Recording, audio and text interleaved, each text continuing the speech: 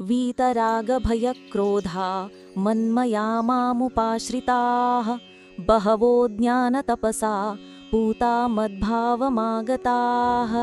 अर्थात आसक्ति, भय और क्रोध से सर्वथा मुक्त होकर मुझ में पूर्णतया मन लगाकर और मेरी शरण लेकर बहुत से लोग ज्ञान रूपी तप से पवित्र होकर मेरे दिव्य भाव यानी प्रेम को प्राप्त कर चुके हैं। यह श्लोक उस आध्यात्मिक प्रक्रिया का वर्णन करता है जिसके द्वारा अनेक लोग अतीत में भगवान को प्राप्त कर चुके हैं। 1. शुद्धिकरण की प्रक्रिया नकारात्मक। भगवान को प्राप्त करने के लिए सबसे पहले मन को शुद्ध करना होता है। इसके लिए 3 मुख्य शत्रुओं को त्यागना होता है। वीतराग आसक्ति रहित, सांसारिक वस्तुओं और सुखों से लगाव का त्याग।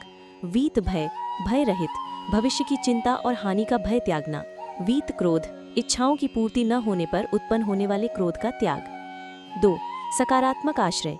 केवल नकारात्मक चीजों को त्यागना काफी नहीं है, मन को कहीं न कहीं लगाना होता है। इसलिए वे क्या करते हैं?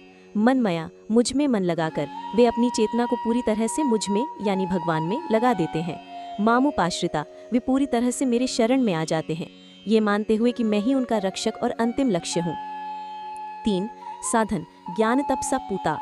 इस प्रक्रिया में उनका साधन क्या है? ज्ञान तपसा अर्थात ज्ञान रूपी तप। यह शारीरिक तपस्या नहीं बल्कि आत्मा और परमात्मा के ज्ञान का निरंतर चिंतन और मनन करने का मानसिक तप है।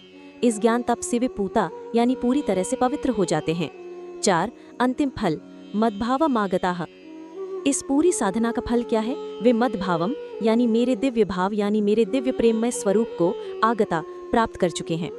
श्लोक का सार कृष्ण अर्जुन को आश्वस्त कर रहे हैं कि यह मार्ग नया या असंभव नहीं है। अतीत में बहुत से लोगों ने इसी विधि का पालन करके आसक्ति, भय, क्रोध को त्याग कर भगवान में मन लगाकर उनकी शरण लेकर और ज्ञान तप से शुद्ध होकर परम गति को प्राप्त किया है।